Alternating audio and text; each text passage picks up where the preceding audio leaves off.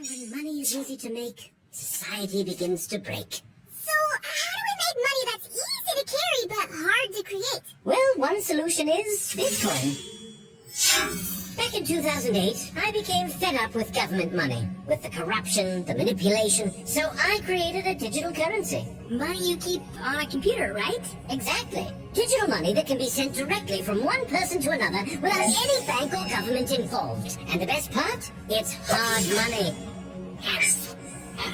The guy who dissed my gummy bears thinks computer money is hard. It's the hardest money ever invented! Bitcoin is very hard to make more of. Each new coin gets added to the supply only after a computer works very hard to solve a math problem, where there's no shortcut and solving it costs a lot of energy and time.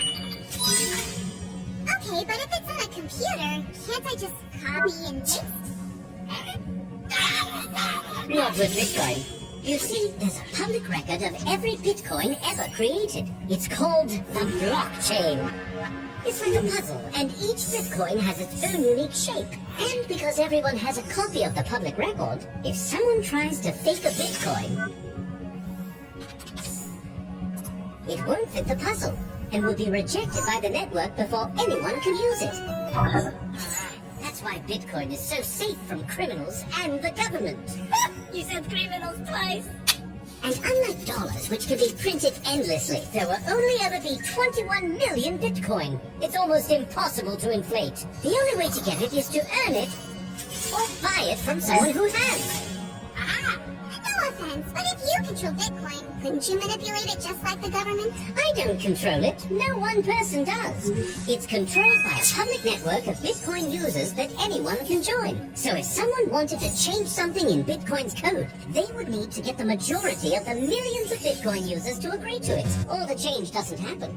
And when has the majority of us agreed on anything? One white toilet paper is garbage! Touché. Wow, I didn't know made-up money could make so much sense. Today, millions of people send Bitcoin instantly and cheaply to each other around the world without any bank or government involved. And because Bitcoin is hard money you can't just print more of, the more people who use it, the more valuable it becomes. Emily, if we take Lyle's Bitcoin, we could be rich. I could pay for college entirely. You could outsource your movie and pay to have your name in the credits. Slow down. I'm not saying that Bitcoin will make you rich quick, or even at all. Right now, only about 1% of the world owns Bitcoin. And because it's still being adopted, some days it goes up and even down. Also, investments, though potentially lucrative, can be risky. Only invest what you're willing to lose. We know. Wow, I think I get it. Good money should be easy to use, but hard to create. And because Bitcoin is digital, it's fast and cheap to use. And the blockchain makes it hard to inflate.